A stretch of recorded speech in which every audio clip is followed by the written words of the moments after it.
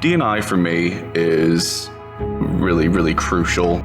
I'm gay, and being gay, it has its exclusions. I've definitely, growing up, I felt very out of place, especially when, playing with other kids. All I wanted to do was play with Barbies or dress up, and it was sort of looked down on, or I was humiliated for that. And growing up like that and sort of hiding and sort of shaming myself for that side of me, when I came to being comfortable with myself, that was when I was like, so many other people go through this, and some people don't have that escape where they can just come out and be who they are and be their authentic self. And that really propels me to want to make a space where you're safe to be who you are. Through my sort of late teen years, I knew that I was gay, and I didn't know how people would respond to it. I think when you have sort of all these stigmatisms with it of, and people using derogatory terms like, oh, that's so gay and stuff like that, you kind of put yourself into a position where you're like, oh, should I, will I be ridiculed? Will I be humiliated by coming out? And then I went away to university, and I took that as a fresh start for myself to just be me from the get-go. I'm not coming out to people that I already know. These are new people that I'm coming out to as who I am. And from that moment on, I never looked back. So joining Bruntwood I wasn't scared to come out and be who I am. But there are certain situations where I've been sort of oh, I don't know if this is the right place to say it, or I don't know if this is the right place to tell people, oh, this is my partner, this is my boyfriend.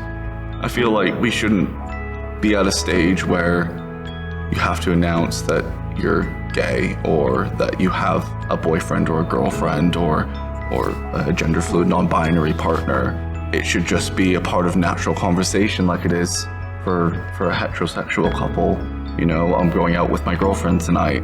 No one bats an eyelid, and I feel like it should be the same. Oh, where are you going?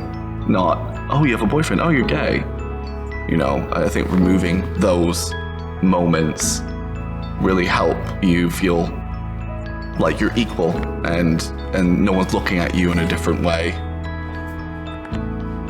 Being able to walk down the street and hold my partner's hand without having those glances or those looks, or me looking around to make sure it's safe for me to do so, or if I haven't seen them in a long time, just being able to give them a kiss in a public space, or going out for dinner and being able to hold their hand over the table without having those glances or those almost sort of sympathetic looks. Sometimes it's just removing those little situations that people don't see as a big thing, but to me it is. Another thing for me is it's not out of sort of malice or anything, but sometimes you'll get people who are like, oh, I've always wanted a gay best friend, or something like that, and it's a bit, it's sometimes complimentary, but at the same time it's kind of like, well, you don't know me, you're using my sexuality as a label almost, and you don't know who I am. That's only one side of me.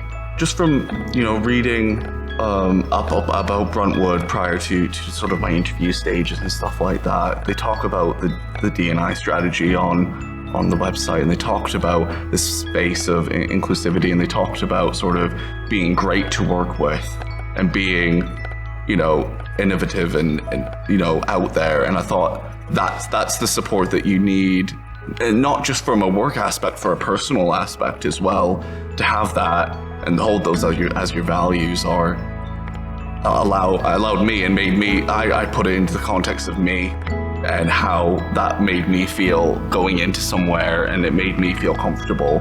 One thing I noticed is that we didn't have any LGBTQ plus content on our learning platform. And I was kind of like, oh, that's odd, especially with the progression of transgender and pronouns and gender fluidity and things like that. I thought, especially from a manager's perspective, you should know how to address your employees.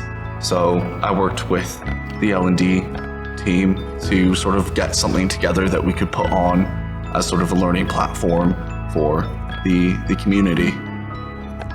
I've been really welcomed in Bruntwood, and I've been made to feel very, very comfortable, and I've very much propelled my sort of voice for the LGBTQ plus community and everything like that, and have some really good ideas that I really want to push forward as part of the D&I strategy and things like that. And I've been fully supported in the ideas and the implementations of all of those projects.